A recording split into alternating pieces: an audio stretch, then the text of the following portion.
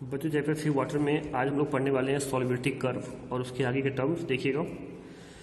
तो बच्चों ध्यान से देखिए, इसे कहते हैं सॉल्युबिलिटी कर्व, ठीक है ना।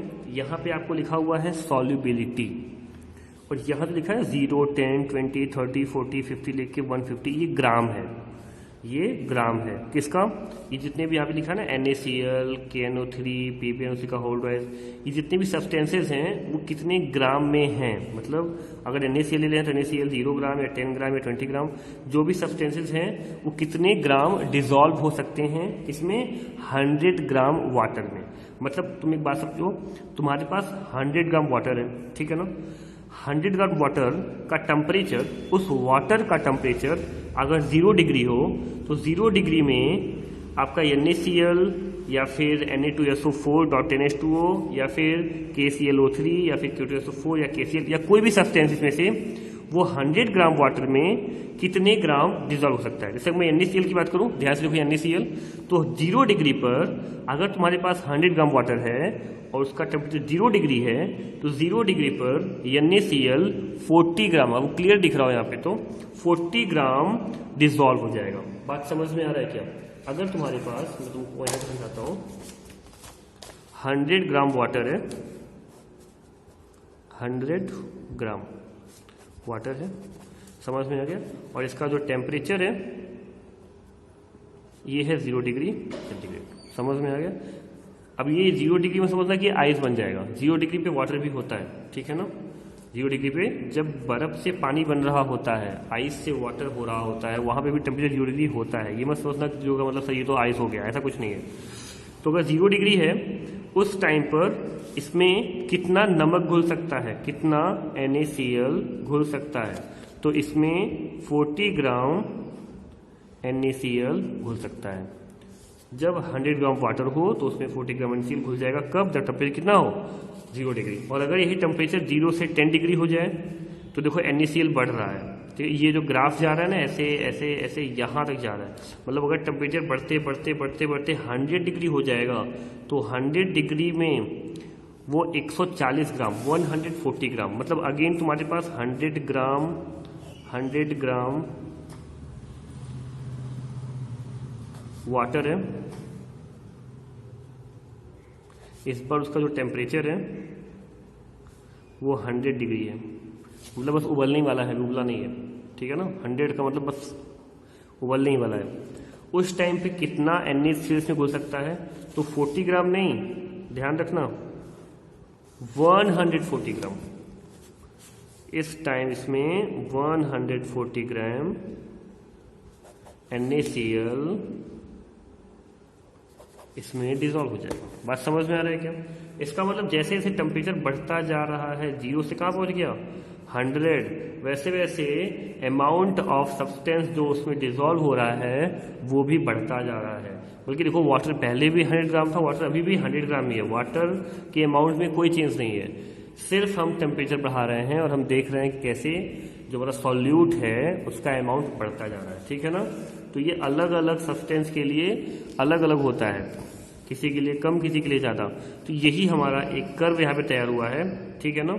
अब इसमें एक कैटेगरी वाइज कर दिया गया, जैसे कि इंक्रीजेस पहला है, with rise in temperature, temperature बढ़ेगा तो हमारा KNO3 या फिर साथ में हमारा KClO3, NaNO3 और CuSO4, NH4Cl, ये सब के सब अगर टेम्परेचर बढ़ेगा तो साथ साथ इनका भी जो सॉल्युबिलिटी है वो बढ़ती जाएगी। समझ में आ गया? मतलब ये ज़्यादा अमाउंट में घुलना शुरू कर देंगे, किसमें, 100 ग्राम ऑफ वाटर में। और दूसरा है इंक्रीजेस स्लाइटली, मतलब ये धीरे धीरे इंक्रीज होंगे, जैसे कि NaCl है और आपका KCl है और CaOH का होल ट्वाइस है, कैल्शियम हाइड्रोक्साइड, ये सब बिलो 70 डिग्री, 70 डिग्री तक ही जाएंगे, उसके आगे नहीं, उसके आगे ये नहीं घुलेंगे फिर, ठीक है ना। उसके आगे उतना ही घुलेंगे, मतलब 70 डिग्री के बाद अगर तुम बढ़ाओगे टेम्परेचर तो इनमें कोई प्रोग्रेस दिखाई नहीं देगा, ठीक है ना।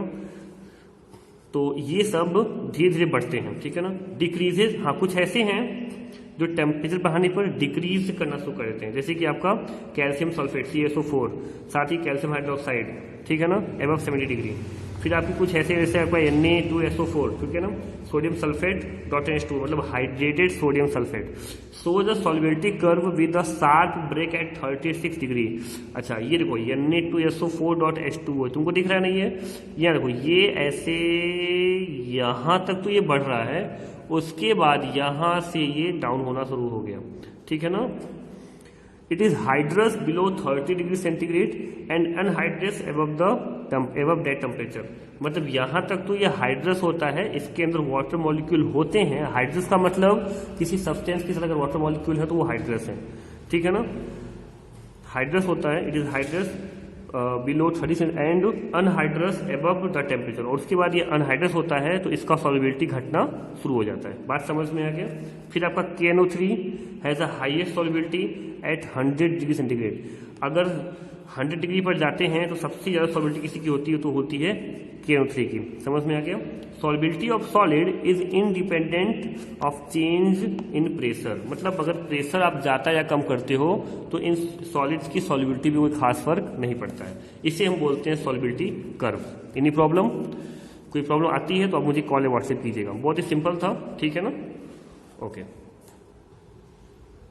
अब देखिए एप्लीकेशन और यूजेज ऑफ सॉल्युबिलिटी कर्व, ठीक है ना। इसको आप पढ़ डालिएगा, इसमें कुछ भी ऐसा नहीं जो मुझे बताया लायक है। ये सिंपली क्या क्या इसकी यूजेज है मेडिकल में, केमिस्ट में, रिसर्च वर्क में, separation of and purification of solutes में। इसको सिंपली लर्न कीजिएगा कि इसमें कुछ नहीं है, ठीक है ना, ये एग्जाम में आएगा, ये सिंपल है। चलिए आगे बढ़ते हैं। Solubility of gases, influence of pressure and temperature. मतलब प्रेशर एंड टेम्परेचर का क्या इन्फ्लुएंस पड़ता है सॉल्युबिलिटी ऑफ गैसेज में। मैं बता दूं आपकी जानकारी के लिए कि गैस भी जो है वो डिसॉल्व होती हैं, जैसे वाटर में बहुत सारी गैस डिसॉल्व हो जाती हैं, ठीक है ना। And increase in pressure on surface of water causes increase in solubility of gas in water. मतलब अगर हम प्रेशर बढ़ाएंगे तो जो गैस की सॉल्युबिलिटी है वो बढ़ जाएगी। अगर कोई गैस जो है वो बहुत कम डिसॉल्व हो रही है वाटर के अंदर, तो अगर हम प्रेशर बढ़ा दें तो वो गैस ज़्यादा ही डिसॉल्व हो जाएगी।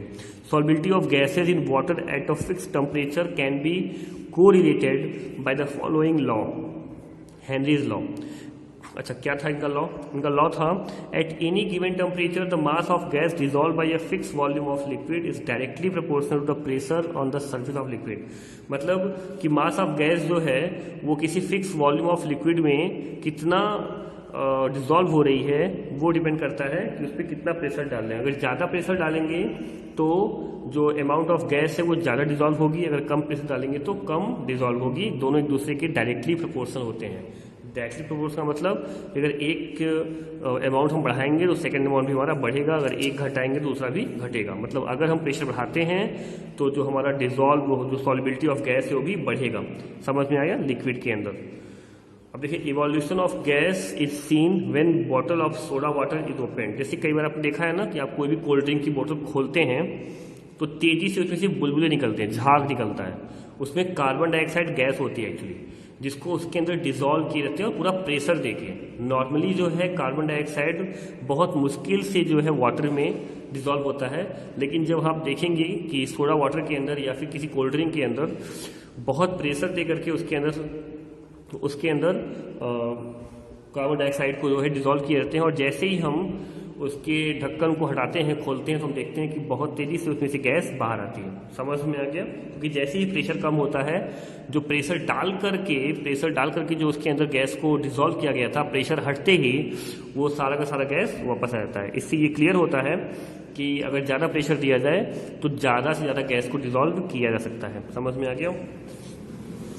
देखिए यहाँ पे लिखा हुआ है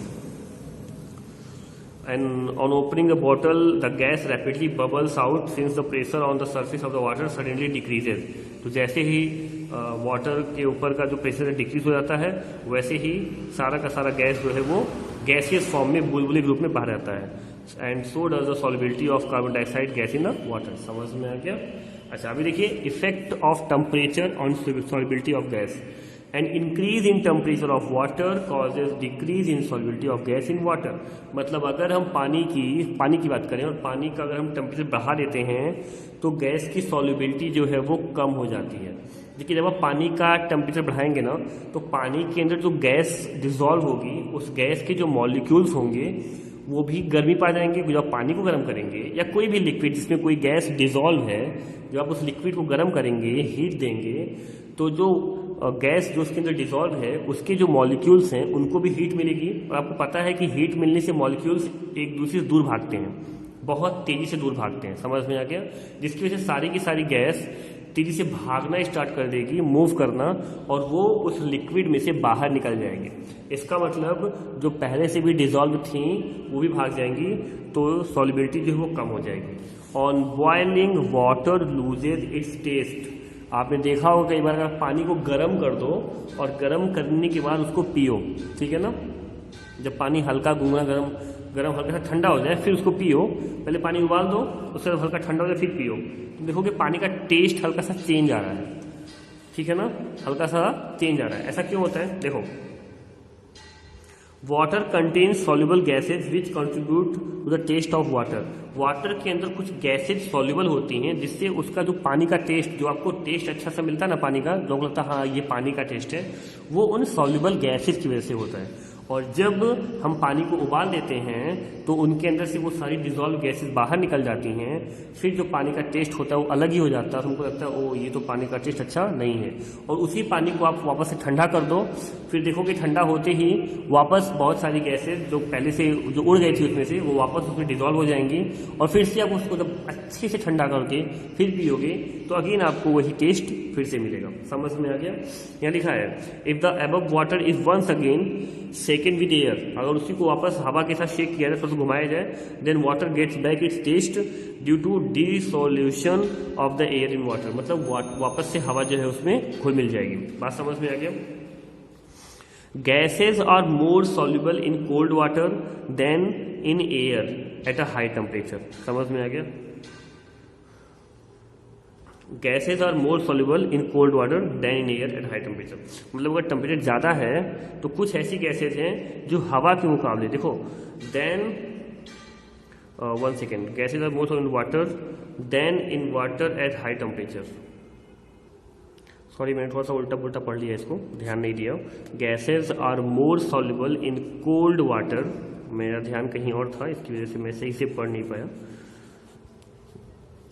high temperature, gases are more soluble in cold water than in water high temperature. मतलब कह रहा है कि गैसेज जो हैं वो ठंडे पानी में ज़्यादा सॉल्युबल होती हैं हाई टेम्परेचर वाले पानी के मुकाबले। मतलब अगर कोई ऐसा वाटर है जिसका टेम्परेचर हाई है, मतलब कह सकते हैं हॉट वाटर है, तो हॉट वाटर में कम गैस डिजॉल्व होगी और कोल्ड वाटर में ज़्यादा गैसेज डिजॉल्व होगी। समझ में आ गया?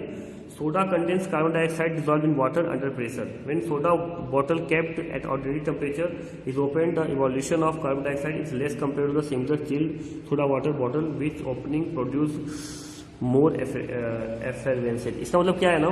कह रहा है कि अगर आप 1 second,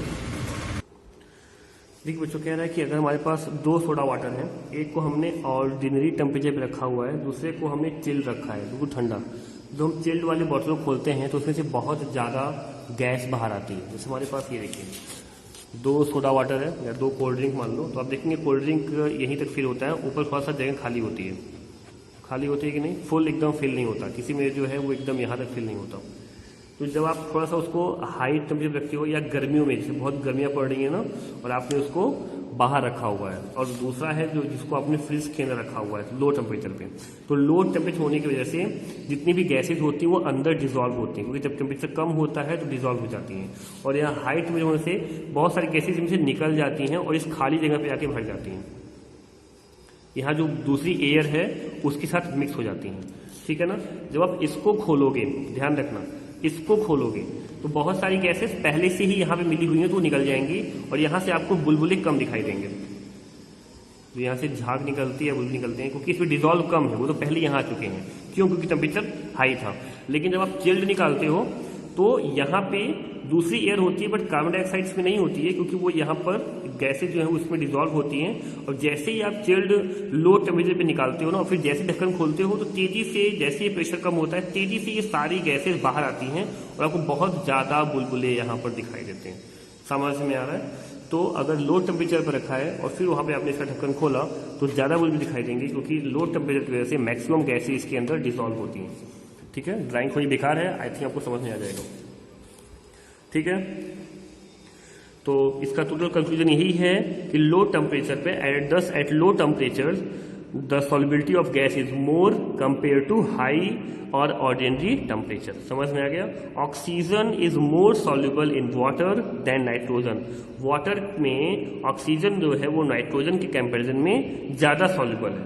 hence dissolve air in water contain a higher percentage of oxygen than ordinary air. मतलब अगर पानी के अंदर हवा डिसॉल्व हो जाए तो हवा में देखो दोनों कैसे होती है, हवा के अंदर ऑक्सीजन भी होती है और नाइट्रोजन भी होती है, लेकिन चूंकि ऑक्सीजन ज़्यादा डिसॉल्व होती है तो इसीलिए अगर पानी के अंदर सिर्फ हवा को डिसॉल्व करो, ऐसी हवा जिसमें दोनों हो, नाइट्रोजन भी ऑक्सीजन भी, ठीक है ना, तो आप देखेंगे कि ऑक्सीजन का परसेंटेज हमेशा ज़्यादा होता है, ठीक है ना, किसी भी दूसरी हवा के मुकाबले।